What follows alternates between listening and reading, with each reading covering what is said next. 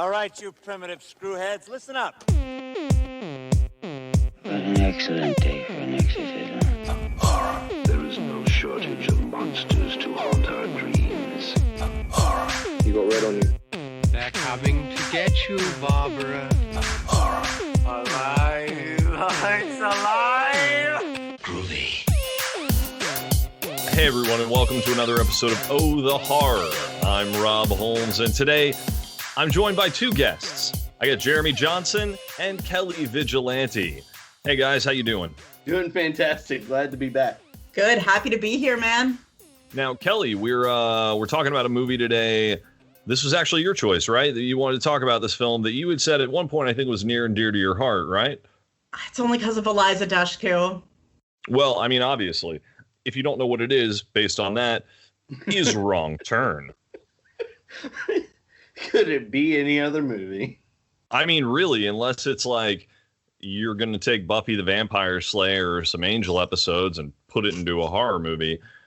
She's done other stuff, but Soul Survivors. That movie's not good.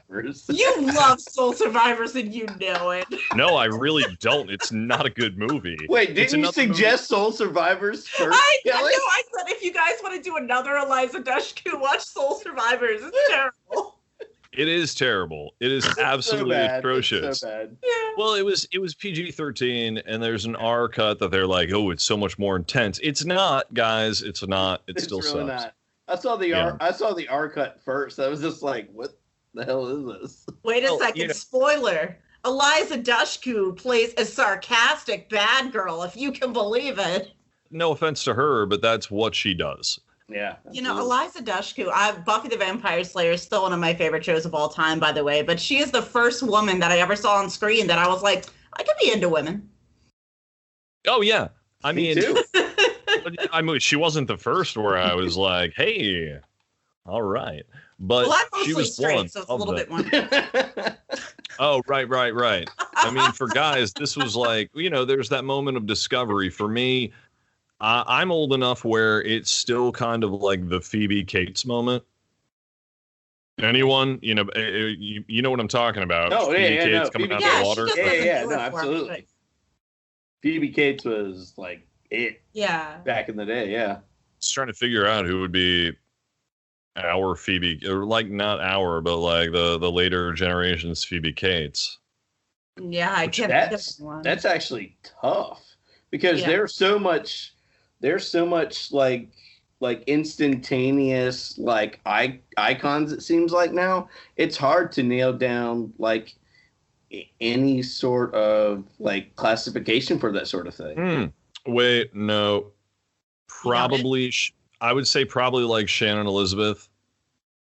That's still 20 years before now.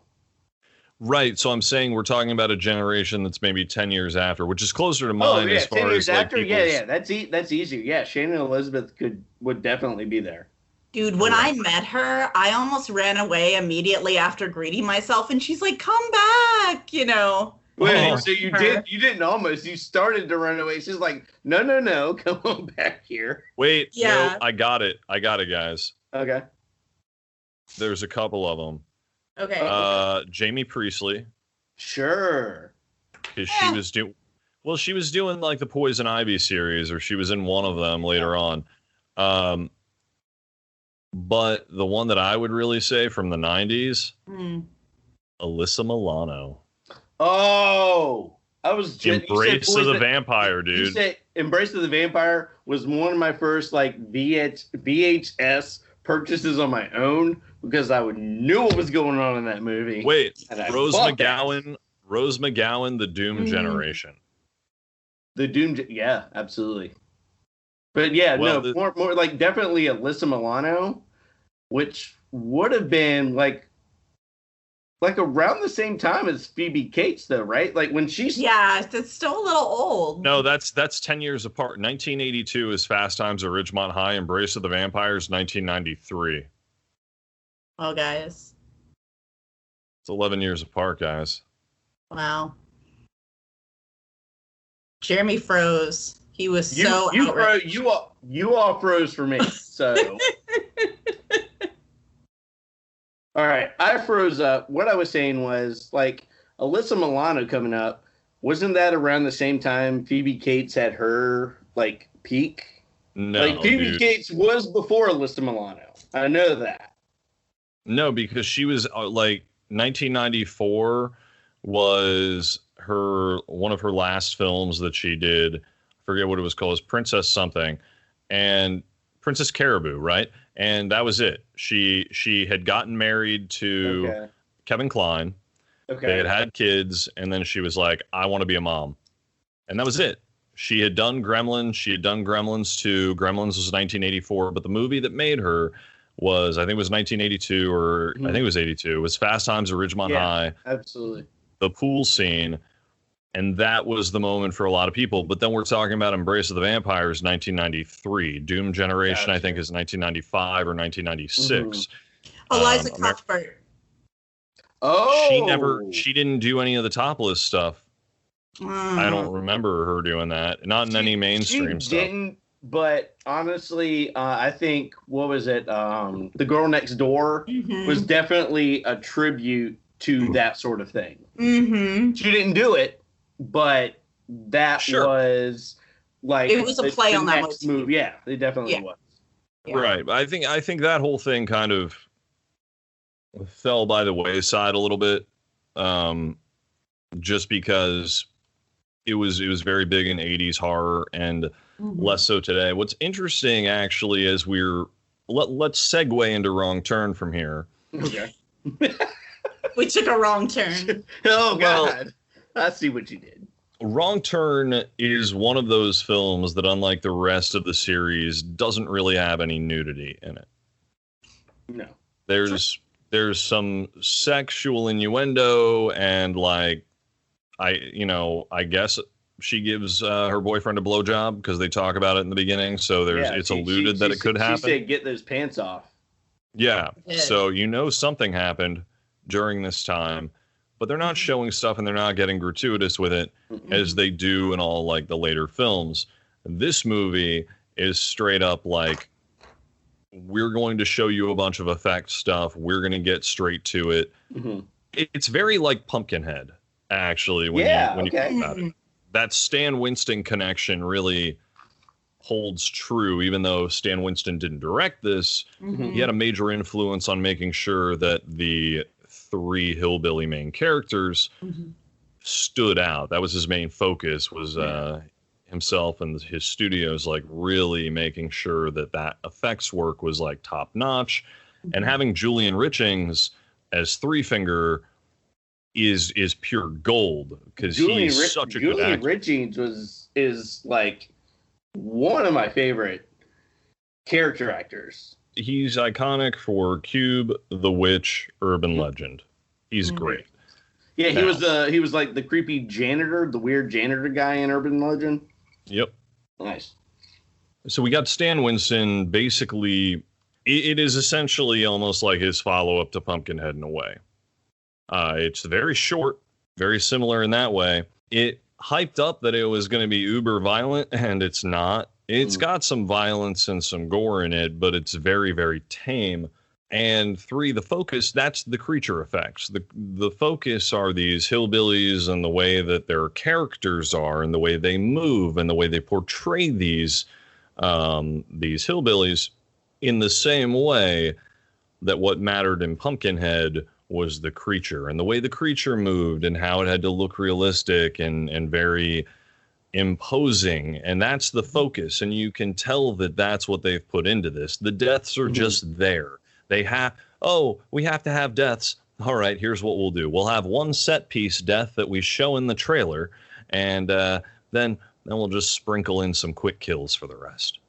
The intro kills, the two climbers, the guy gets to the top, and he's like, come on. And then you don't hear anything else from him. His partner's like, hey, pull me up. I need some help. Nothing's going on. You don't hear anything. And then she starts to get yanked around. And all you hear is this maniacal laughter. I think that's what caught me more than anything else, was what ends up being Three Fingers just like running through the trees and just laughing like a hyena. whoa, this may get nuts. It's like the siren song of the entire film is that laugh, and I love that laugh. Absolutely. Mm-hmm. Now, Kelly, how many of these have you seen? You know, I'm ashamed to admit I've only seen the first two. That's great. You should stop there. And here's why. And Okay. I had talked about this before we started recording. The issue that I have with Julian Richings doing Three Finger in this is that he's so good is that any performance afterwards is a bastardization on the character. And it is apparent in every subsequent sequel, after, even kind of in the second one, that insane laughter becomes parody of itself, and it is less of the way Julian Richings does it. There's glee in what he's doing, but at the same time, it's this very tortured person, and he's really able to portray this character in a layered way, and I really appreciate that. I think everybody does their role very well, and I think the issue I have is I wanted more out of this first film so that subsequent sequels had more of a roadmap to go off of instead of going in wherever the hell they wanted to. Yeah. Sure. It did seem like by the end of it, like reviewing it, almost like a watered down base for them to move on from. Again, I liked it. It was fun, especially the first time I saw it was with a really good friend of mine, and just sitting there and enjoying it, not knowing what we were seeing. We just happened upon this movie and it was just like, wow, that was actually really cool. But looking back on it, just like some of the execution, like, again, the concept is really, really awesome, but the execution for it was not there at all. One thing I will commend it on is that the pacing. Something I noticed upon this reviewing with my husband was like, it's over already. And then I looked it up and I'm like, yeah, it's an hour and 24 minutes, but it flies by. Like I have to admire the pacing. I like how tight mostly it is. That it, like, you kind of just, aside from like the intro stuff and meeting one of the main characters, as soon as you jump into the action, it kind of just keeps you there. I did really enjoy that. The pacing of this is solid. It does something that a lot of horror movies don't do. It throws you in with this character where all of a sudden, within a few minutes, he's off the main road. You know, we're introduced to Chris, and you know he's has to go to this interview or whatever. He's going to be late, and he decides he's listening to the radio, and it even says in this area people have been disappearing. Whatever, I'm going to flip that radio off. All right, I'm not going to follow like any other ways down the road. I'm going to go the other way and down some like random ass roads.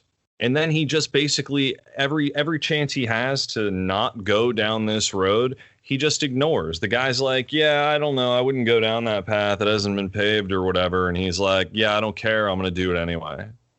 Right. I'm going to be honest with you, too. The gas station attendant sitting there with his fake teeth and sipping on, like, Pepto-Bismol. He was one of my favorite parts of this movie because he felt like a character that would be there. We pulled up to this gas station. They have rows of cars, junkers for sale, and the areas that they're not junkers, dude. That's the thing, is that these cars are all in pretty good condition. Right. At this place, and you're like, all right, how are you going to sell these off? And as we go through the movie, you just keep finding more and more cars on this that are abandoned.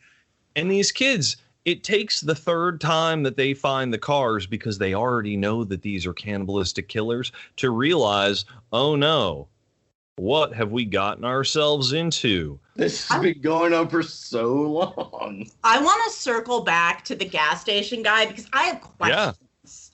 Yeah. Okay, so when we first see him, as you said, he's sitting there, he's drinking his Pepto. My first thought was, Why do you need Pepto? Were you in on that kill? Did you kill one of those hikers? Is your stomach upset due to cannibalism? Are you related to them? And then at the end, when they come back, he sees that yellow truck. He knows who it is, and he hides.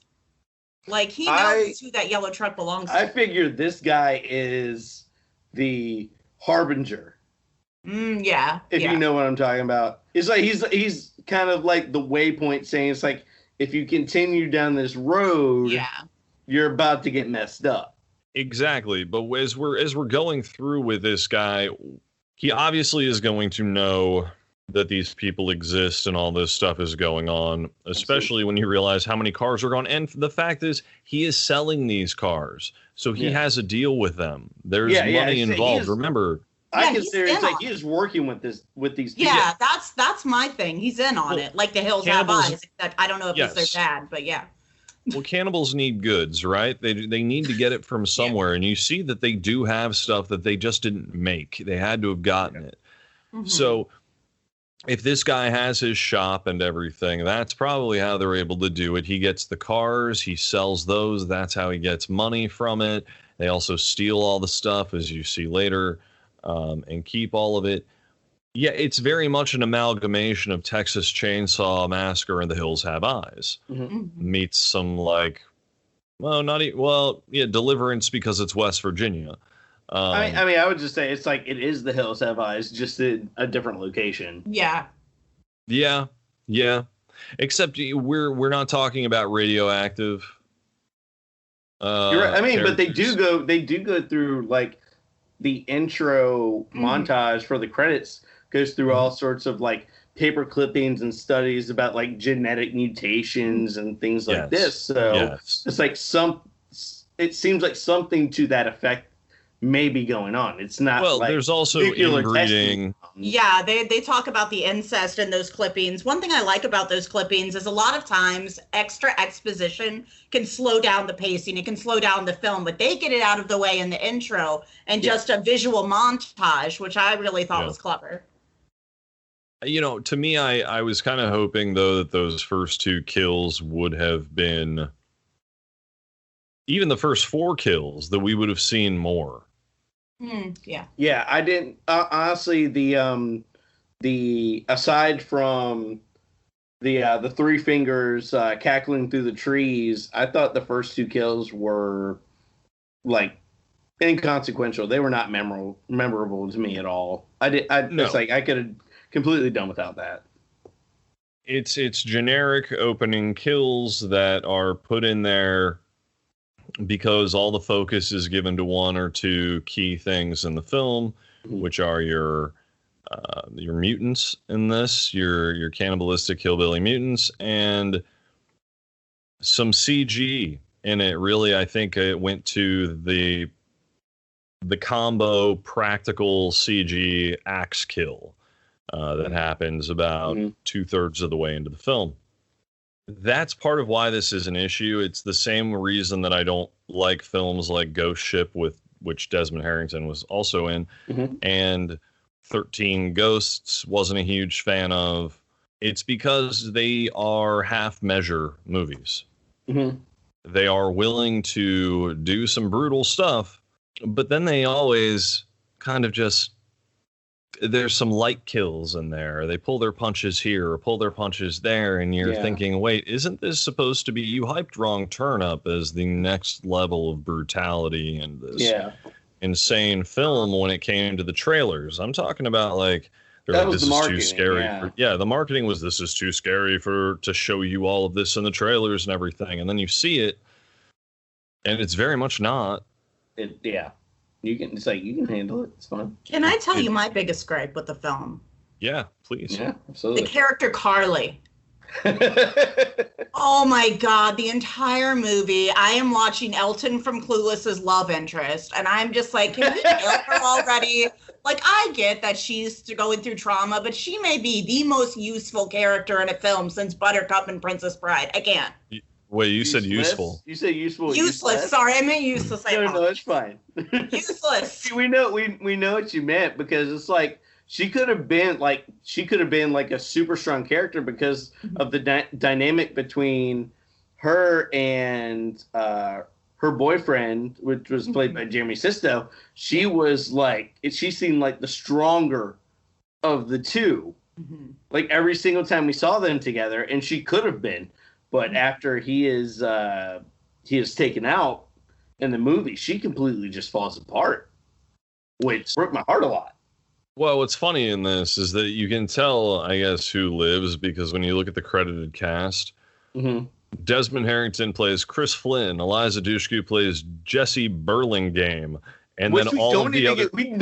How is that? It's like we never get her last name. Why is that? Why can't you just say Jesse? Why do you need that? It's a weird name, but here's the best part. This is the part I'm getting at. Okay. Every other character doesn't have a last name. What? Yeah. They are the only two characters in the movie who have a last name. There's Carly, Scott, Evan, Francine, Three Fingers, Sawtooth, One Eye. The people who get killed in the beginning is like Haley, Rich. There's Trooper, Old Man, and Trucker. Wow. So they're the only characters who have really letting you know. Well, and then you get Jessie in her we're hanging out under a waterfall, so let me give you some sort of backstory that we're gonna say is character exposition. It's not. I told you before character development. I had such an issue with that. It's trickle down character exposition. It's really leaning on it. God damn. You know, I'm biased because, like Jeremy, I too have a really great association with my first time viewing it. I was in college. It was my sophomore year. I was with my best friend at the time, and it was my first time playing Edward 40 Hands with Two Things Are Still Reserved. And so it's Halloween of all things, and we're getting ready to go to a party, and this is our pregame. And we're drunk, yelling at the screen. That's what you get, Elton from Clueless. Just having the best time. Well, see, okay, all of this makes sense then. Now, as we're going through when I was watching the movie, all I kept thinking was, these are the dumbest people who have ever been put into a horror movie who are making the dumbest choices. They were all dumb as rocks. I mean, first off, the one guy goes off and I guess dies because he loses an ear. So I can't hear you. Oh, I'm dead. Oh, and a shoe. He lost a shoe and lost an ear, which must mean he's dead. And so we're like, the kid who was in Air Bud in the first four of them. He's like, all I know how to deal with is golden retrievers. I'm dead. Maybe Air Bud saved him. Air Bud didn't save him because we see him fall out of a truck later, and he's very much dead. Yeah. I forgot that. His body falls out of the truck later in the movie. You ruined my fantasy. I ruined you're the one who recommended this movie, saying, "Oh, this is a film that's near and dear to my heart that I enjoy." It is. And you don't know that he falls out of the truck? I forgot. I focused on Eliza Dushku. Okay. Absolutely. Okay. But again, fair. It's like that just goes to show, because Eliza Dushku's character, every frame you see her in, you see the wheels turning. She is thinking and trying to figure out the situation. Why am I in this movie? Yeah, why am I doing this? What did my agents get into? This guy was in Air Buds. I don't know what I'm doing here. Well, so the interesting part about Airbud Kid, Kevin Zegers and Lindy Booth, is they play boyfriend and girlfriend in this. Yep. But they both end up appearing in 2004's Dawn of the Dead remake, which I thought was pretty cool as well. I did like that. Yeah. That's a great film. Yeah. I think it's great. I do like that as a Zack Snyder film, surprisingly. So good point. When Lindy Booth ends up getting killed or biting the big one, which is razor wire, that if you've seen the behind the scenes stuff for this, you know they use rubber for it. Yeah. And after seeing how that looks and seeing the final product, I was like, oh, this makes a lot of sense. It doesn't look great. And it's such a quick death that we've lost 4 characters at this point. 3 have happened off screen. Yeah, and no, absolutely. one has kind of happened on screen for a couple of seconds. Yeah. I honestly, it's like, I mean, leading into it, the first two you don't see, or the first three you don't see, and then somebody comes up behind her and like garrots her right in the mouth with barbed wire. It's like, I actually thought that was all right.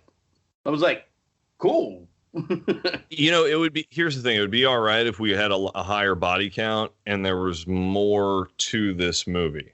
Sure. To me, it was jarring because your expectations are so low of seeing the deaths on screen because you don't see the 3 deaths.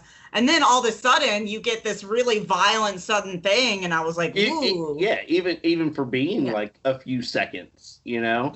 Honestly, I think I was more interested in like the road trap that they had left the barbed wire on the road tied to a tree.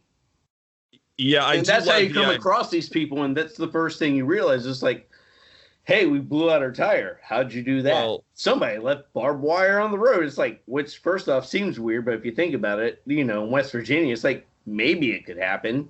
But then Chris ruins everything by crashing into him, right? Like, absolutely, because he was looking at a deer. I was thinking the 15 seconds before when he was not looking at the road, trying to pick a CD off of the floor that his player had spit out like a rocket. It's like, maybe you shouldn't be listening to this. Just leave it on the floor, and then like 10 seconds later, he said, oh, there's a deer on the road. And he checks in his rearview mirror, and then there's the car, and he immediately crashes into it, which is probably like the most intense thing in the entire movie. I want to be honest. It's very stupid, because if he had not done that and stopped his car like a normal person, right, and watched the road, he could have said, oh, your tires are popped. Someone had barbed wire in the road. Well, my tires are not. Get in my car with me and let's go the other way, because now this seems a little dangerous. Let's go. Hey, girl this that I is a just horror met. short. There's how many of you? 5? Well, I make 6. Ooh, we can get together now. Like, come on, this could have worked out for everybody and been like a nice little fun romp. They could have gotten back on the highway. They could have gotten to Raleigh, which is where he was shooting for. They could have had a fun time, had a party, popped some drinks, do some whatever. I have 2 other things with this scene that bother me. Okay, I don't know if any of y'all have been to West Virginia, but doing archaeology like I did for a while, seeing a dead deer on the side of the road in West Virginia, you're going to see that like every 5 miles. It is not rare. So the fact that caught his attention and he thought that was an oddity says a lot. And a second thing is when they do talk about running over that tire, they're like, that's Southern hospitality. As Virginians, we all know West Virginia isn't part of the damn South. Don't lump them in with us. They're West Virginia. Nobody wants that. All right. Honestly, living in Southern Virginia, you see a dead deer every 3 miles or so. Mm-hmm. Yeah, I guess I don't drive around there all the time to see dead deer on the side of the road. That's not what I might. It's like, I know I'm in Virginia. I'm in Virginia Beach now, so I don't make it to Chesapeake as often. But if I go home to see mom and dad, it's like, it's like, let's take a count. 1, 2. Okay, guys, what is wrong with you? Anyway, we're people of the world, Rob. You just like to look at dead things, which is okay, I guess. It's okay, right? I mean, because we're doing this. Well, don't crash your car when you're looking at these dead things like True, Desmond Harrington I do does. keep spatial awareness of where I am on the road. True. Actually, I have a ton of animal bones. This I do. I don't want to know where you get them from. So with Desmond Harrington being as dumb as he is. Oh yeah, is that good? Honestly, all of these characters, to me, I am genuinely surprised that anybody survives this movie. True. Because when they end up in that cabin and at first it takes them forever to find body parts when they decide to leave their friends to get murdered. and the rest of them decide that they're just going to walk around. Oh, look, all these cars. This really weird, like, Goldilocks and the Three Bears moment. Let's just look in and let's go in this house here. What's going on? Yeah, what's that about? You see a creepy cabin and your first thing is to go look at it? Let's go inside. Maybe they have a phone. It's like they don't. No. Guys, you're ignoring the biggest part of this. What? All the cars that they walk by. Absolutely. We had to deal with the cars already at the station. Yeah. Weird. If they've listened to the radio and heard people were disappearing, well, and Desmond Harrington was, but then he turned it off because he can't be bothered. He has to listen to whatever shitty CD that his radio doesn't like. Early 2000s rock. Ooh. Dude, he was listening to Queens of the Stone Age. Was he? Was he? I didn't even realize that. That's the worst I've ever heard them. Okay. It was the first. It was the first album. Okay. All right. Wow. I'll have to go back and listen to that because I did not realize. I did not recognize him at all. That is so funny.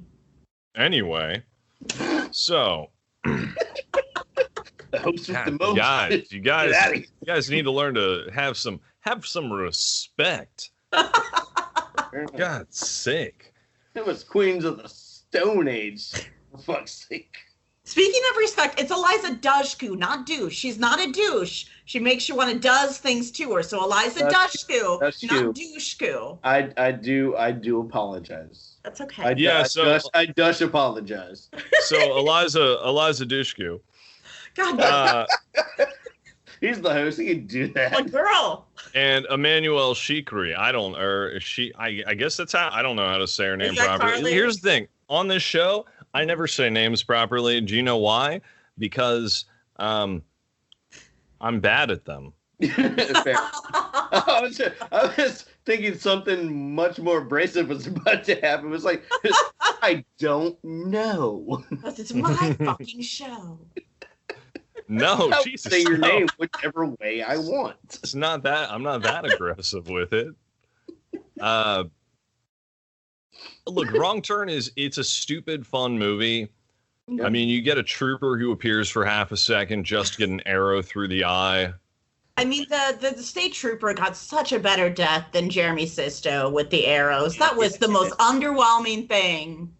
But also, that was the saddest death for me. I liked his character. Yeah. And then he gets this real, almost like somber send-off. Like, he takes 3 arrows to the back.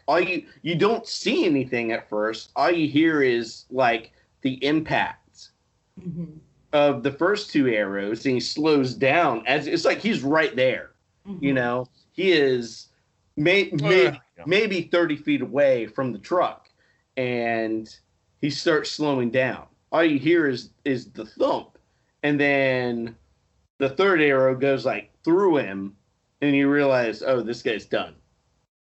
Well, I mean, I figured, getting shot in the back with an arrow to begin with kind of takes you out of the game. Sure.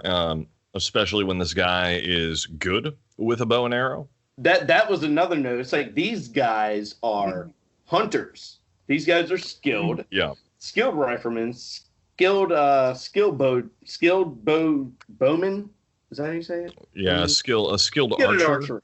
Sure. Mm-hmm. These guys, it's like when they latch on to a scent, these guys chase it down. Mm-hmm. Another thing, it's like you are on their turf. To get out of this alive will be challenging. So I did appreciate that. I like that. They definitely don't have stormtrooper aim. They are just. It's like every shot they take. Yes. Mm-hmm. Well, the thing about this one is, I will say, in all the subsequent sequels, the deaths do get more elaborate and more complicated. The second one is a lot of fun, being that it is directed by Joe Lynch. Yeah. And they hit you with the most intense gore right off the bat in the first scene of cutting a former American Idol contestant in half with an axe after ripping her jaw off. It is glorious, and it's a lot of practical effects. Yes, there's some CG in there, but this is also the tipping point for the series, because then it just becomes about comical deaths and ridiculousness, kind of in the same way of, what is it, 10,000 Maniacs or 10,001 Maniacs, the one that Robert Englund ended up doing. Oh, Rob Zombie directed that, yeah? No. That's House of a Thousand Corpses. Oh, shit. Yeah, I think you're right. I think it is 10,000 Maniacs. Oh, no, yeah. 10,000 Maniacs is a band. That's Natalie Merchant's band from the early 90s, guys. So what's the fucking movie? I got I it. don't know. Hold on. I don't know. It's he did 2001 Maniacs. All right, gotcha. 2000. So Maniacs. yeah, because it was 2000 Maniacs, and then he did 2001 Maniacs. I don't know where I went with the other stuff. I do remember 2001 Maniacs. I don't remember the original one. I saw 2001 Maniacs. I thought it was fun. I love Robert Englund, but it's stupid, right? And we're talking about absolutely. It's very, because it follows the Herschel Gordon Lewis 2000 Maniacs. Yeah, and it is just gore for gore's sake and just cheesy and dumb. That is basically what every single sequel after the second one is. Gotcha. For this series. It's just coming up with some random, crazy, weird deaths with weird contraptions or whatever, and then getting to the point where it's silly and comical and absurd. This first one, despite the fact that it is not the best movie by any stretch, I appreciate the seriousness of it. It doesn't play this for laughs. It definitely makes these characters... The villains stand out as very terrifying villains. You don't want to come up against these guys. Absolutely. At all. How do you guys feel about Three Fingers tongue clicking? Because I really enjoyed that when he comes up and he sees a human, he's like... Very, very Predator. Yeah. Yeah, no, I think it was great. And that's the thing that in the other films, it's not as... You're dealing with an actor like Julian Richards, classically trained. He's very, very good at embodying this character. So he's giving these personal characteristics and these personal tics and stuff to him that no other actor is going to do. So that's why it's such a definitive version of Three Finger. Absolutely, yeah. And I like what he does with them. Well, No, yeah. There's definitely... Just like Kelly, I stopped at number 2. I didn't continue on, but yeah, Three Fingers was my favorite of the brothers. I was a little bummed out that they didn't focus more on One Eye. They got Three Fingers and what was the bigger brother, the Archer? Saw? I thought One Eye Sawtooth. was the Archer. Sawtooth. Yeah, Three Fingers and Sawtooth we saw a lot of. One Eye we didn't get so much of until like right before he was killed off. Towards the end, like at the very end. Killed off. Like we don't even know if any of them are really, really dead. The only one that we know that is not dead at the end of this movie is Three Fingers. Yeah. By the end. Yeah, Three Finger is still very much alive. I love how bird-like his character looks, too. I did like that too, because that is so terrifying. Yeah. Especially just like we didn't get like very clear shots of their faces until at least halfway into this movie and beyond. We didn't see a clear shot of Three Fingers' face until we had the whole tree chase scene. Where they leave the watchtower and jump into the trees and try to escape.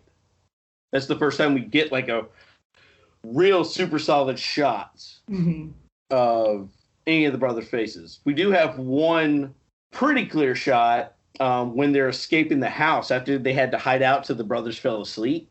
And we get a shot of Sawtooth. When they're leaving, like all of them have escaped, and Desmond's sitting there holding the spring on the door, and he looks back, and Sawtooth's one eye is awake, like he's awake and looking at him, and he's like, "Oh shit," and runs, and then that starts the whole like wood chase scene.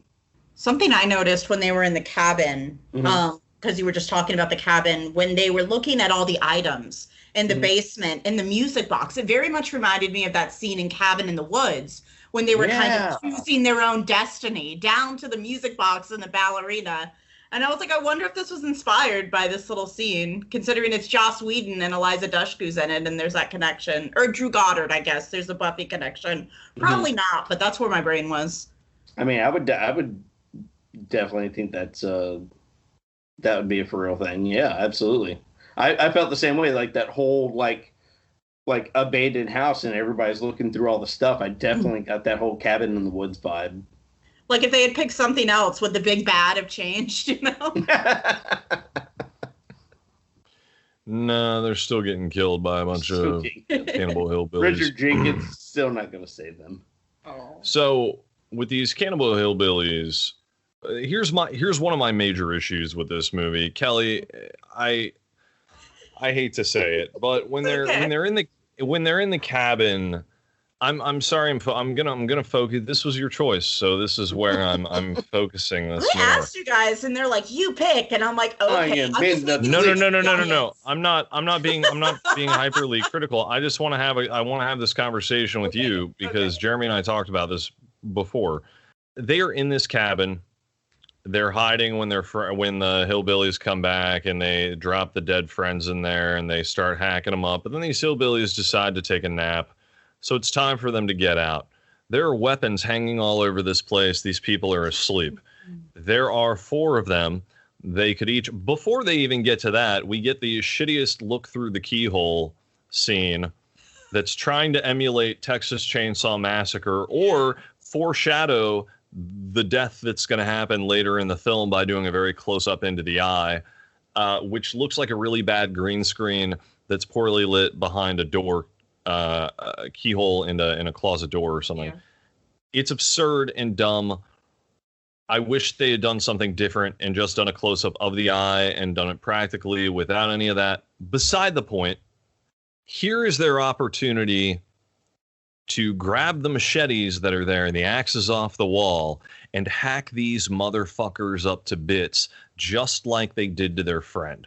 There are 4 of them. There are 3 of these hillbillies, and they could grab the stuff and have an axe in their heads immediately. This movie could be over. They could pick one of the cars from the fancy keys. They got a BMW key, I think, in there. So they could be like, ooh, let's see if this has gas in it. Boom, we just got a BMW.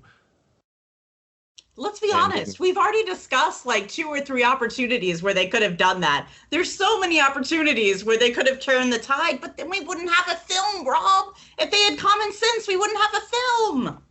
Yeah, but we could have had a smarter one. No, that's a fair point. Yeah, I thought that too when they were leaving the cabin this time. I was like, yeah, they could have done so. Why not? Like Carly at the radio station says, or at the tower when she's on the radio, it's like, where are you? I don't know. Come save us. Oh, I hated that. God, I hate her. What? It's like, what do you mean, just come save you? We need to know where you are. Where are you? They would have had such a better chance if they just killed the bitch. Like, I'm sorry. Oh. Wow. That's aggressive. I'm sorry. I cannot stand Carly. I'm sorry. Carly was something else. Like the back and forth with her character, like she was strong, and then Scott dies, and then she falls apart, and then somewhere like right before she dies, like she finds like more strength, like to go on and like to try to survive, and then just inevitably, spoiler alert, dies. What? Oh, you didn't. Oh, that's right. Rob didn't watch the movie. I've seen the movie, and obviously, look, if anybody has seen the trailer to this, you basically see an axe go into her face. They just cut the shot like half a second before, almost like they do in the movie, to then do the close-up of her face, to then go into CG head as her CG body falls like Daredevil in Mark Steven Johnson's 2003 Daredevil adaptation. Do you remember that? The same year, huh? Yeah. It did, didn't it? There's some correlations here, I think. Oh, dear. No, which I did, honestly, like, especially the first time I saw it and looking like doing the review, I did like that. I like that effect. They chopped her off like right at the mouth, and her body. I love the kill. And the top of her head stays on the axe. I thought that was awesome, and I laugh and enjoy every single time I see it. I did. I was just so happy she was dead. Like, I don't care how it happened. I was just so relieved. It's like, good. Now they finally have a chance, maybe. Well, okay. The whole tower thing is like, look, they found this tower. Mm-hmm. Don't turn the radio on, first off, because it makes noise. Secondly, don't crack a glow stick right away. Like, what are you doing? That's that was light. Carly. She's just like cracking glow sticks. It's like, we partying, bitches. Well, she doesn't say we're partying. I mean, she's not a I know partier. she doesn't say that, but I mean, it's like, Well, she is, but not now. It's a dead giveaway scene. It's like you're all in the dark. The first sign of light. It's like they're gonna see that. That's not even why Werewolf in Paris? Are we having a rave? Oh no! Oh God, no! I saw that in theaters. Quit. So did I. Oh, what? It's terrible, right? It was so bad. It's very bad. The werewolf I saw it transformation. before I I'm saw like, what American is this Werewolf. garbage? I mean, if you're trying to like pay homage to like one of the greatest like body transformations in history, and that's what you're gonna come up with, it's like you should be ashamed. That CGI. That CGI is atrocious. It's ridiculously awful. This is better. They knew how to light it because they went with a lot of shadow and stuff. So obviously, it was cool watching her body hit the branches on the way down, and then seeing the head just there and him pulling the axe and then the head falling away. I like that, but that seemed to be the money shot. That was the one that they really storyboarded out and took their time with. And I feel like it's the same thing with the eye, is that's kind of why they did it with the door that way earlier, was to give you a parallel. And I don't care. Don't do that. You could have done it differently. You could have done it better. Yeah. Exactly, 100%. Take some time, think it out. Just think it out. Well, they had time, they had a budget. We're also talking about people who are in the business and they're working on deadlines to get stuff done. People who, are fans of it or want it to be different. Like we're going to think a little differently than they are. We're not going to think of the same things of having to hit deadlines or this, that, or the other, and having to cut corners at the end of the day sometimes, Yeah. Yeah. So we don't want to see that. We're not going to think that way, but of course we're not under the same pressures. And also it depends on what the kills are going to be and what you're dealing with the MPAA. So in 2003, the censors were much higher than they are now. I think in the early 2000s, they cracked down heavily. They really did, yeah. High Tension, the American version, is completely just trimmed down to nothing. The R-rated version is just butchered down. And the movie itself, the R-rated, the unrated, is extremely brutal and violent. Yeah. And then we got this French new wave extremism that started to go with these more unrated films that would come out on like Dimension Extreme or whatever. And it was cool because you got to see these foreign films that started to expand it out and take it further. The problem with early 2000s horror is we're still dealing with studio-driven horror.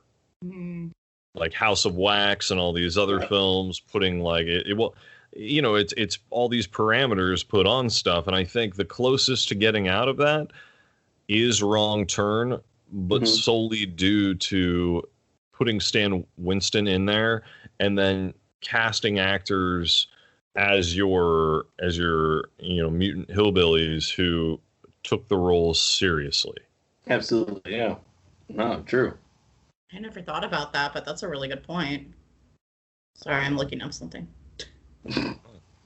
Like, we honestly, the genetic operas in 2008, because I was thinking that was from that same time frame, and it is so gory. But that's from the late 2000s, so never mind. Was that? You said that was 2008, right? Yeah. I love that too. So. Well, so also there's stuff that you could get away with, like the Saw films were getting away with a lot of gore and being very, very extreme. But for some reason, slasher films were still trying to pull their punches because they're going for more of a teen demographic, even though they're rated R. Yeah. And so it needs to appeal more to people who would watch, let's say, Buffy the Vampire Slayer, where she was huge and just getting off of that series as Faith, right? Yes. So, and she had just finished, she had done Angel as well. Yeah. So she's doing a lot of stuff there. No Dollhouse yet. Yeah. No, not yet. But you have people who have been in a few things. You have the kid who was in Air Bud, right? So he's transitioning. I'm serious. Like he's transitioning. He's the main draw right adult there. Content. Yeah. But he's transitioning into doing more adult content, and you're wanting to make sure that this film is going to get an R rating and end up in theaters, because you're now focusing on, well, how can we make these hillbillies as creepy as possible?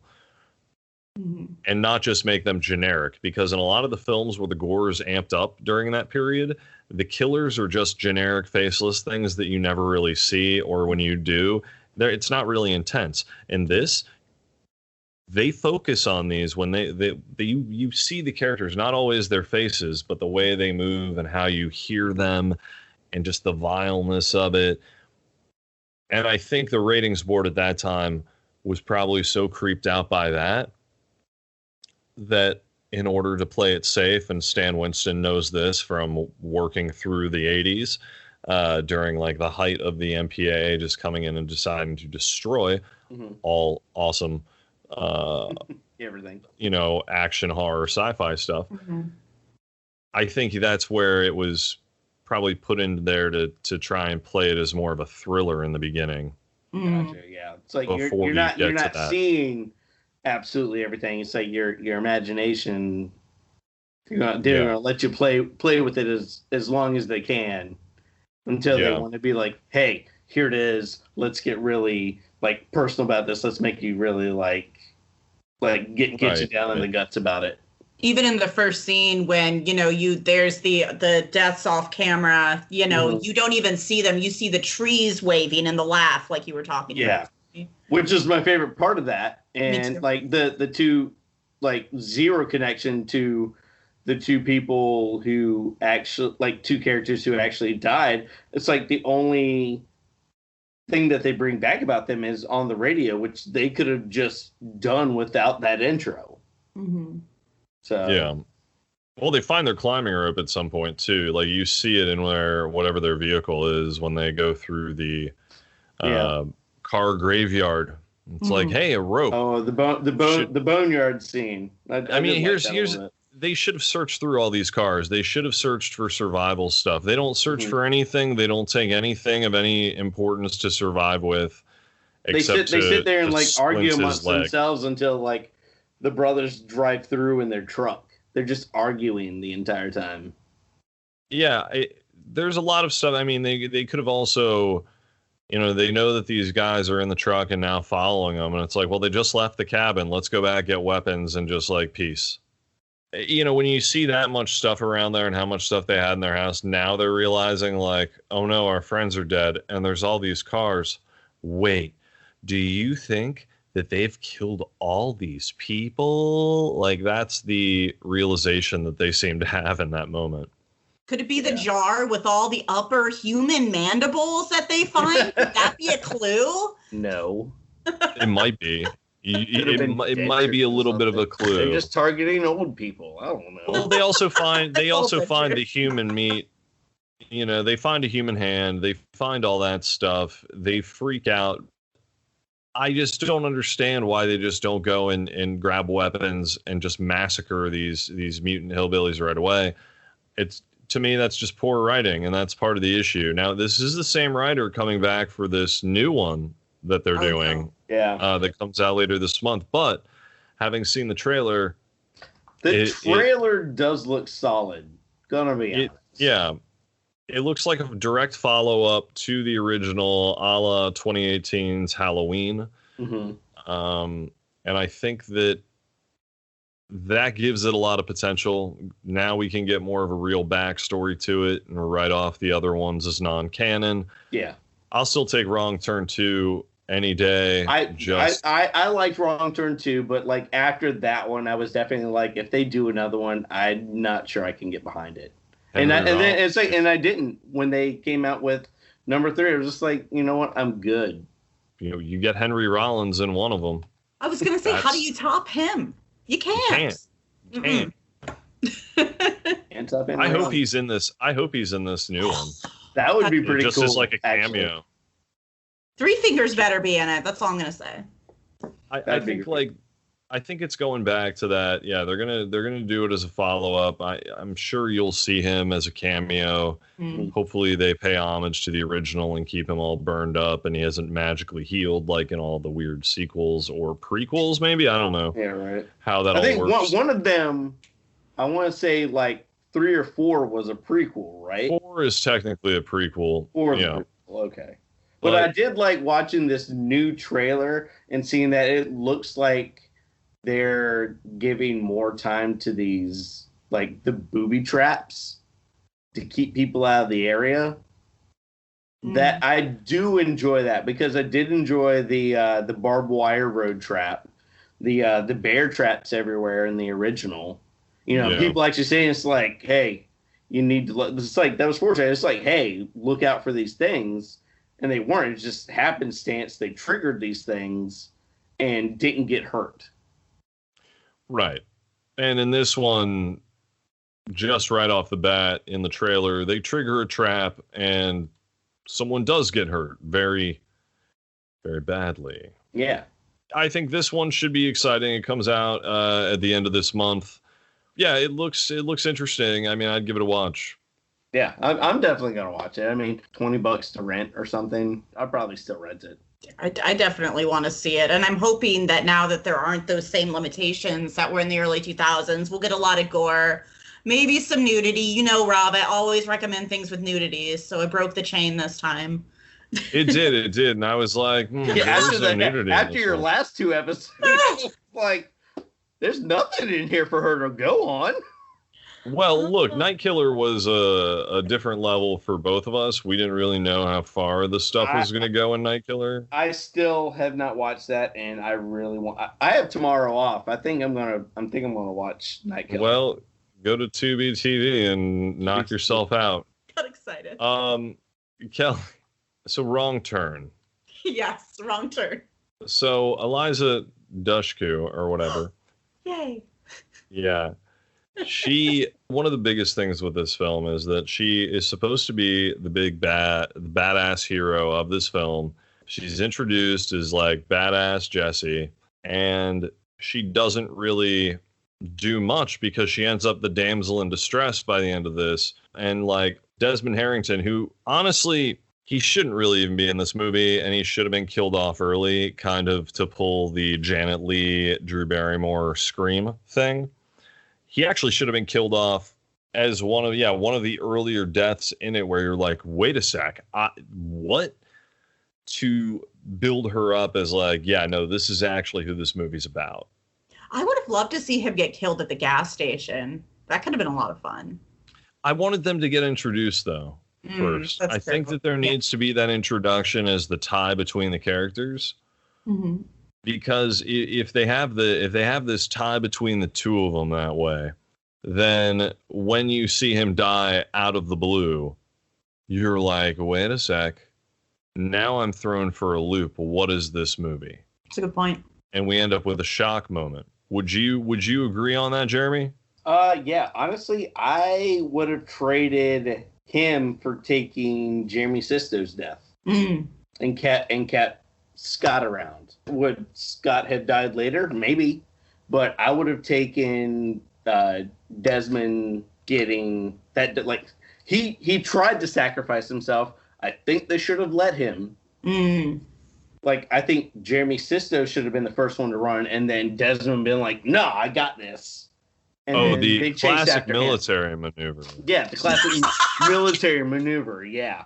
You mean someone plays bait? Yeah. Like I definitely would have taken the death swap there. I would have actually changed some of the deaths in this anyway, and okay. I would have kept Francine Lindy Booth's character, Mm-hmm. and Evan, Kevin Seeger's character, alive longer. I would have had them have proper deaths. Maybe Desmond being, after he meets them, after he crashes into them, being the first to go. Maybe that's a little more tricky. I mean, even going back further, because I would think about how we would open this film. Sure. And I think having them get to they're doing their climbing, having them get to the top, and then she can't find her fiance or boyfriend or whatever. And then she has to go searching and she finds him just being massacred or his body. And then having her running through the woods, trying to get out and ending up maybe back at that cliff or having to try and belay down or something like that. But dealing with more in the environment, keeping it where now we're having a chase scene where she doesn't really see what's going on, but she knows that he's dead. And we build up this tension and we build up this dread a little more. And we hear the laughter in the background. And honestly, her falling off of that rock and like seemingly not even being hurt. Yes, what's that about? Like just she hits the ground and she is up and looking around and sees her dead partner there. I was just like not even a pause. Like, you don't even get, like, a blackout and, like, some time has gone by or anything. It's like that. Well, she also gets dragged off screen like every other death. It's just, where are they dragging you to? Through the rocks? Honestly, I would have been happy if she fell and then boom, to black. That was it. You didn't see anything else happen with any bodies. I would have been okay with that. What if she fell into Sawtooth's arms or something and he's just waiting, he's got one of the brothers caught her? Yeah, that would be awesome. Cool. Like drags her like sack of potatoes, screaming. I would like that. You just see that face. Yeah, I'm all about that. I think you got something there, Kelly.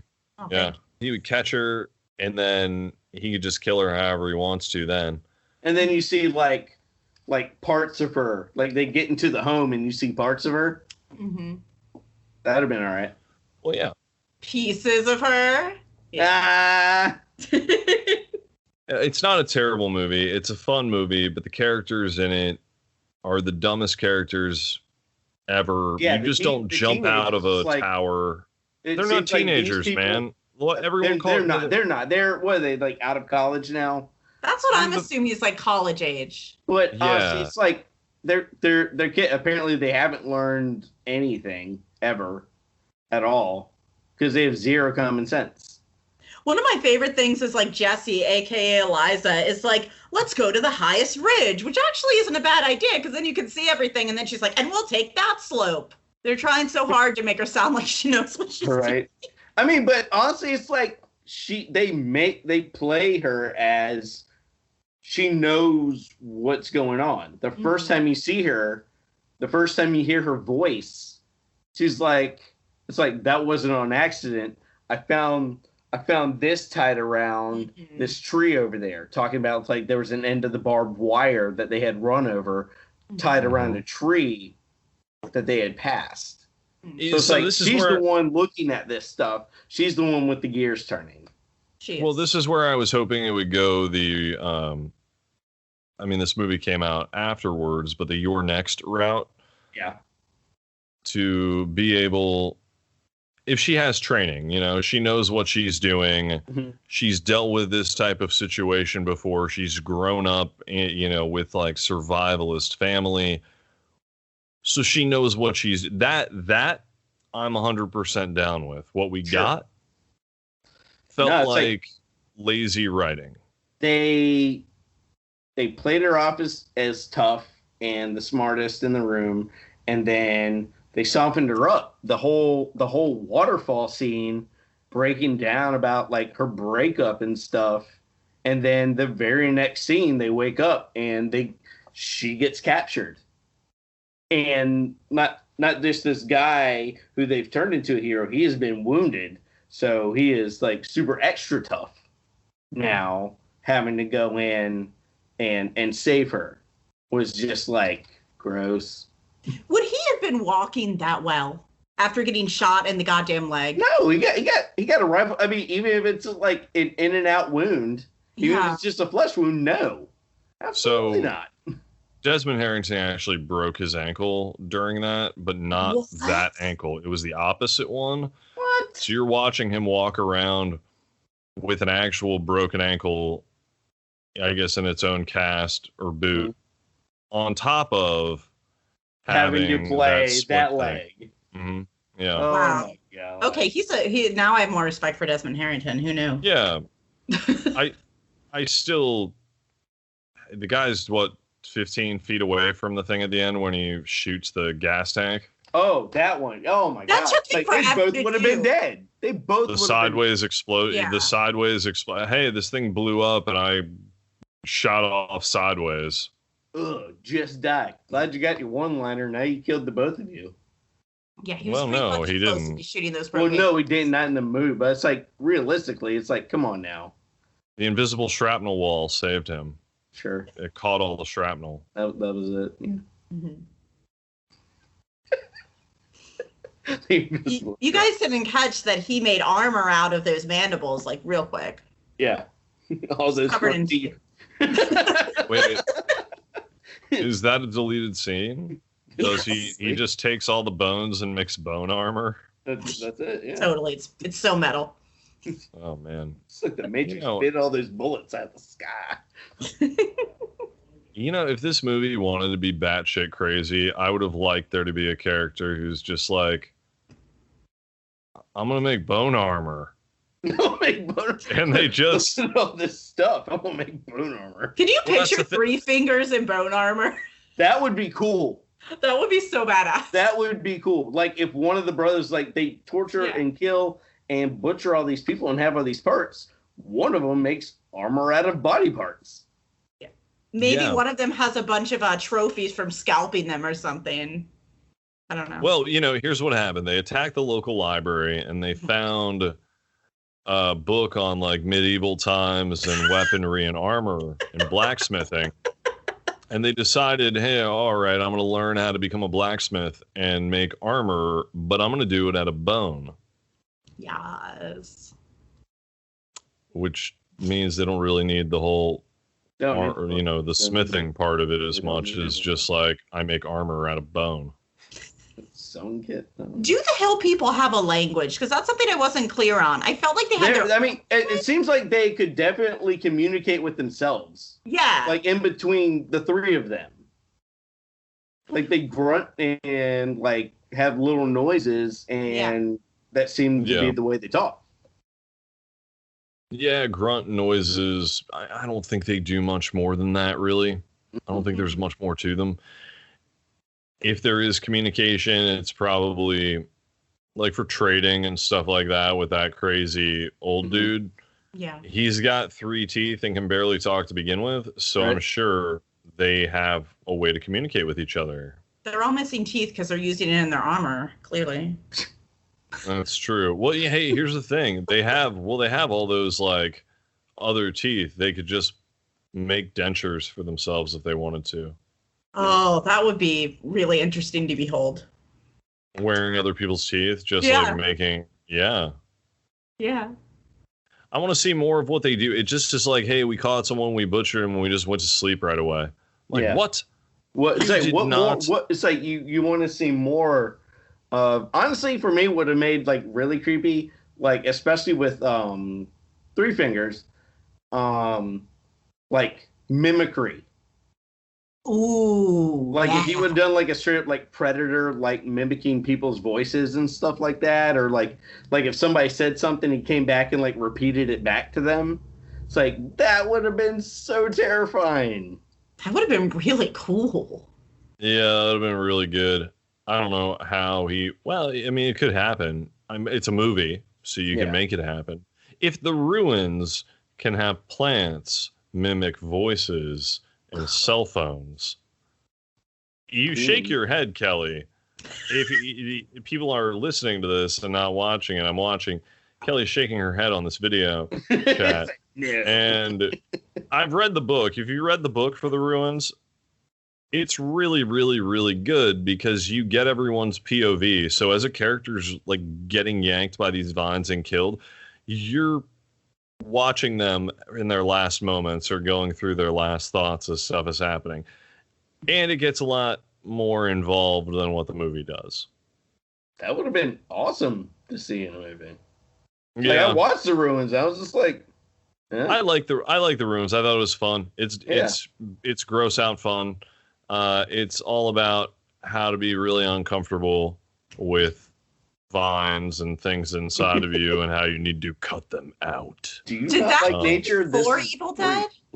Oh, sorry, Jeremy. Go ahead. No, you're good. No, sorry. No, I was just bullshitting. No, I was just asking. Did that come before Evil Dead or after? Oh, what, the remake of Evil Dead? Well, I mean, with the The whole Ruins vines is- and everything, that makes me think of the Evil Dead. No, Evil Dead's 1982. Ruins is 2008. Oh, okay. And then the remake of 2013. 2013. That's it. Yeah. Well, it's not even a remake. It's just kind of a Well, it's a Reboot? follow up. Actually, Oh, it's a follow up more than anything to it. It Okay. seems like, Mhm. which it's fine.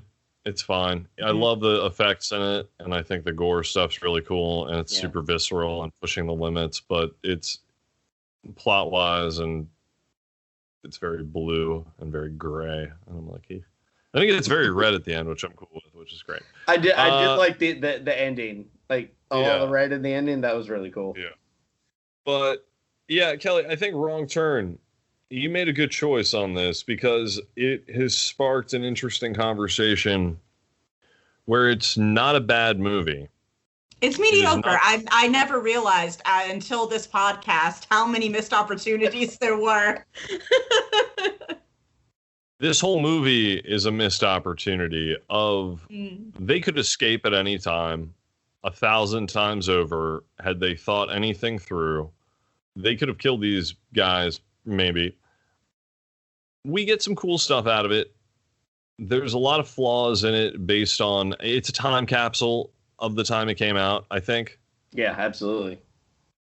It almost tries to have a throwback feel to it. Mhm. I want to say it feels like it really wants to have like a Hills Have Eyes thing going on. It definitely had to have been influenced by that. One thing I'm really glad they didn't do that's in Hill Have Eyes is like the rape.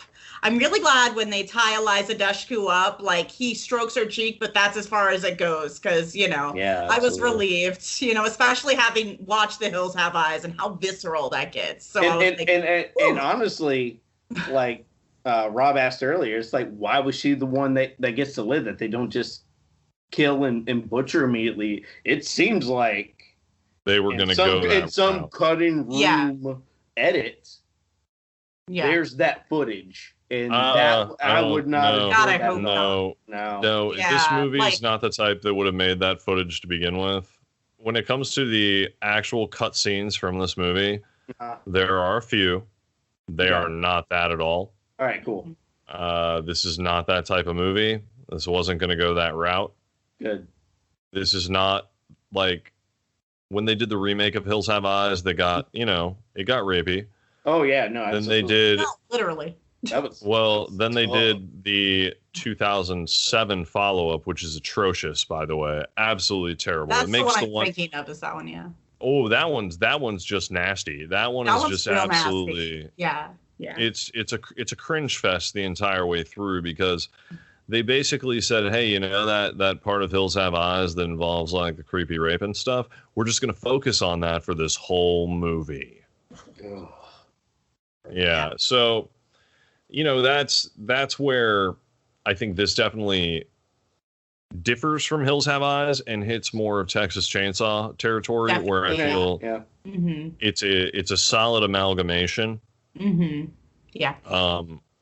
Because you're dealing with a deranged inbred family. Mhm. And in this case, instead of being in Texas and dealing with Leatherface, you're dealing with, and the rest of the Sawyer clan, but you're dealing now with these three well-developed, very particular. It's like Liam Neeson. They each have a particular set of skills. Now, which one is it? One Eye or Sawtooth that is just like 7 feet tall, and you don't really see him? Sawtooth is like he is a rifleman. He is an archer. Okay. He is like he's super skilled. But then I think One Eye is the one who has the axe, right? He has the double bladed. Okay. I thought that was no. That's Three Fingers. He's the one who climbs the tree. No. I know Three Fingers takes the axe for that moment. Oh, okay. But So he's not the one primarily. I don't know if he's with the that one axe. throwing it through. Mm-hmm. Maybe not. Yeah. Okay. Either But before I'd say way- One Eye is definitely like a bigger person. He could probably get that thing going. Well, he has like blades and stuff you see later. Like he has that machete up to her throat. And it's cool. Like, I mean, each character is very defined in the way they are. Their demeanors, each one is different. Sawtooth's is very different from everyone else's, just in the way that he moves. It's very lumbering. And then you have like the spastic nature of Three Finger. Mm-hmm. And that's what makes this movie stand out more so than anything else, is the characterization that you get in that. Yeah, absolutely. Yeah, I hope the remake goes way more into them. Like, I want to know more of their backstory. I want to know more about that. And then Three Fingers almost came up as like the childlike one of them, like the little brother. I definitely got that vibe toward the beginning when he was he was there and he was skilled, but it's like he was trying to like be part of the crew. Like it seemed like he like more so putting himself out there to try to improve himself. Yeah, like lowest on the pecking order. I definitely got that. Well, he's also the smallest, so that would be not just being maybe the youngest, but also like the smallest of the three. He always has to put himself a little more out there to make sure the big brothers are taking notice. Mm-hmm. Yeah, exactly. And that's where he is the one who goes up in the tree. Mm-hmm. And we get the cool kill for that.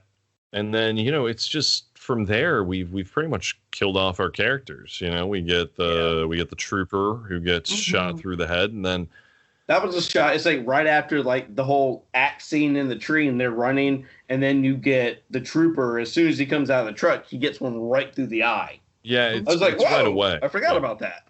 Mm-hmm. It's a fine movie, guys. I think it's fun. I think I agree. You put it on at like any gathering, any party, and it's just like playing in the background. You can see some stuff that's like, oh, I remember that. That was pretty cool. Yeah. So Wrong Turn is the type of movie that you can introduce people to where they haven't seen a lot of horror, but they're willing to try it out, but they maybe don't want to see something like Texas Chainsaw Massacre that is that gritty Tobe Hooper type film. I think The Faculty is another film like that, which is one of my favorites. I love The Faculty, but I feel like it'd be a good intro movie. Yeah. There's a lot of that. Definitely got a certain gloss to it. Mm-hmm. Very nice. Yes. It has gloss to it, but it's effective. And it was Robert Rodriguez being, having fun. So it was between the kids stuff that he would do and his like intense, desperado type films. Yeah. And then, having a film like Wrong Turn thrown into that mix, I think, it's a movie that you can get people to watch. You can introduce them to this type of horror. It might be because, they watched Buffy and they're like, oh, it's Eliza Dushku. Like, I love her from, Buffy the Vampire Slayer or Bring It On or whatever. Everything, because she's super hot. Yay. See, exactly. And then people would watch because of that, or Jeremy Sisto, or, Desmond Harrington, because they've watched, with Desmond Harrington, let's say they've watched Dexter and they're like, oh, I remember him from all those seasons later on. Let me go back and watch this when he was starting out. Yeah. This movie has that appeal to it. And I think that works really well with it. It's not offensive. It's not a movie that I'm like, oh gosh, I can't believe this movie. Maybe if you're a West Virginian. I mean, I can see it being like, if you're from West Virginia. Yeah, it's a stigma, man. I mean, because they have a lot of mountains. It's the Appalachians. And People just think that it's going to be a bunch of inbred hillbillies that are going to murder you, which I've been up to West Virginia. It's not that, guys. That probably Which exists. part were you in? I know where you're talking about. I know some places there are like that, yes. Oh, but, because I spent time in Philippi, West Virginia, and let me tell you, buddy. Wait, the birthplace of Ryan? Who's Ryan? Ryan Philippi? Ryan Philippi. Oh, no, I was on a dig there. And I've spent like time in Martinsburg and Morgantown, like in the big cities, but I've spent some time in some outposts and Okay, but let's say like the big cities, right? But the big cities are like they're normal. Everything's fine. It just looks really nice. You have a lot of really good scenery there. Mm-hmm. Sure, you go out into the outskirts. Okay, yeah. But I feel like that's anywhere. I feel like if I went out to the Midwest, it's just you don't get as much scenery there where people are like, hey, I'm gonna wilderness per capita in West Virginia. I think that's one of the things is that there's so much of it. And the movie Deliverance really just kind of put that out into the that made everybody think that that's West Virginia. Joe drove that nail home. It really did. And this film almost feels like, is it a weird follow-up to Deliverance meets these other films? You know, is it this? It does have this amalgamation feel that did spawn, 6 sequels. We are now hitting, this seventh film, which is like a reboot. Mm-hmm. But to still be going after all this time, there's something. I mean, to say it's like something there to be continuing content for this. Yeah. Not just like continuing content, but this like this new one actually like getting a revitalization, like having a certain feel to it. I know there here in the last several years, there's been a lot of movies doing this, like kind of like bringing it down a little bit, making it grittier, making it darker, making it more intense, not adding as much of like the comic relief that you would have in these early aught horror movies, and taking you out of it just like the entire way, trying to immerse you in this environment. Well, let's see how it goes though, because this could be no, absolutely. We haven't even seen this movie yet. I want to see the new Candyman. I do too. Like that's been that one looks cool too. They've pushed that back like a year and a half now, which I'm still like up for. But like, I am too. But I'm also at the point where, look, if the movie's done, let's just get it out to people. Let's have them watch it. It's like I'll pay for it. I'll rent it. Whatever. It's like I'll watch it. Yeah, because I know a lot of people like movie theaters and they like that experience. I've never been a fan of that experience. I don't want to pay to see a movie where people are going to sometimes just be loud and annoying, and especially when assigned seating was a thing and you had the really tight seating and it wasn't like you had the nice plush seats where you could kind of have your own little section. I hated that because then you're stuck next to whoever and they could be the worst, just super loud talking the whole time, just being, you can't hear the movie then. So why do I want to pay to have a shitty experience? True. I love movie theaters, especially on opening night. Like, I get what you're saying, but like going to like Spider-Man on opening night in college and everybody's in costume, that was fun. That is some movies, yes, it works.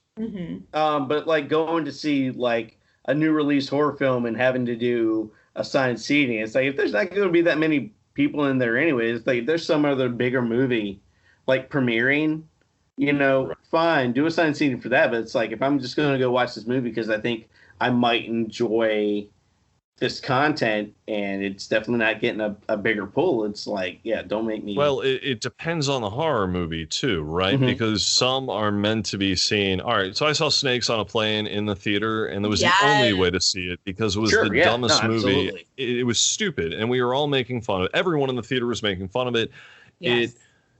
We were all loud and obnoxious that day. We were all quiet to listen. Like popcorn cinema, or it's like go see it with a crowd, get the reaction, like be part of it. Everyone, was listening to the dialogue and whatever.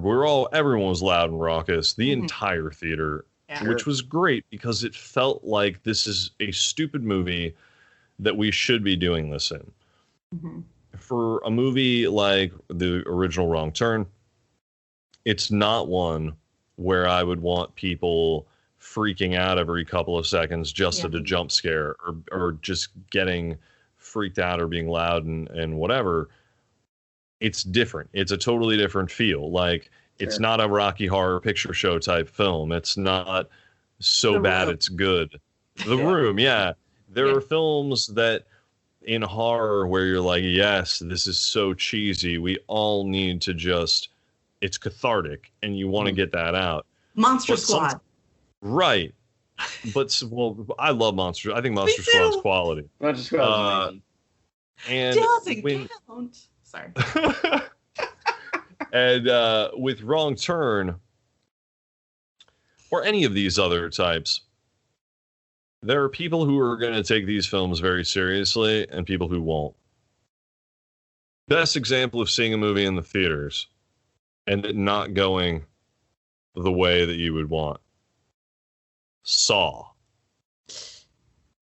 I had friends who just thought it was they just started laughing and thought it was the funniest, most ridiculous thing. And I'm trying to actually watch it and pay attention and take it seriously. And they're just laughing their asses off and being obnoxious. And I was thinking, what is this? I would rather just watch this at home alone and wait, when it comes out on DVD at the time, I actually went through the same thing. I had to Saw in the theaters multiple times. I saw the first time with friends, and they were just completely turned off by the entire thing. Yeah. And just making a big deal about it. And I was just like, okay, no, I get it. Yeah.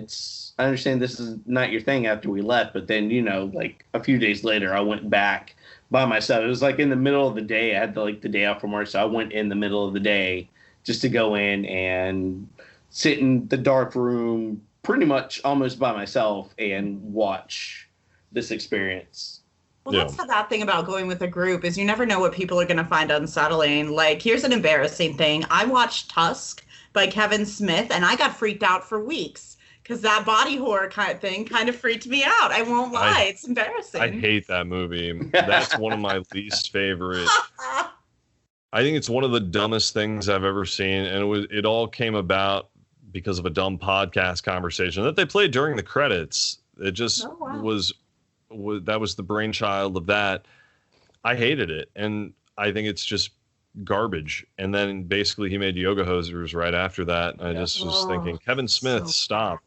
It's like, just stop for a while. Reevaluate, the films you want to make. One of the worst films. I think he quickly very much got tired of the whole art house thing. It was just like, I'm just gonna try to make people laugh. But he failed. No, but he failed. I'm not saying he was like they were awesome movies or comic successes, but it's I think it's especially at the very beginning, it was very much more art house than sure, because of limitations of what he had in the View Askew universe, and I appreciate what he did at the time. He didn't have to stick with that, but I don't think his foray into horror was good. Oh, no, not at all. I'm not saying it's good. I'm just saying it freaked me out. Yeah. It's just when you bring up Tusk, it's like, oof, what a movie. And seeing Justin Long take that transformation. I like Justin Long. I think he's good. I think he's good. But seeing that end, it's just like, what is that? He has the same mustache. Yeah, it was just terrible. City of Lost Children, same director as Amelie. Have you guys seen that? Yeah, Jean-Pierre Jeunet. And Mark Caro, but that was when they worked as a duo together and did Delicatessen as well. I love City of Lost Children. Yeah, City of Lost Children freaked me the fuck out. Yeah, because it's creepy. It's great. Oh.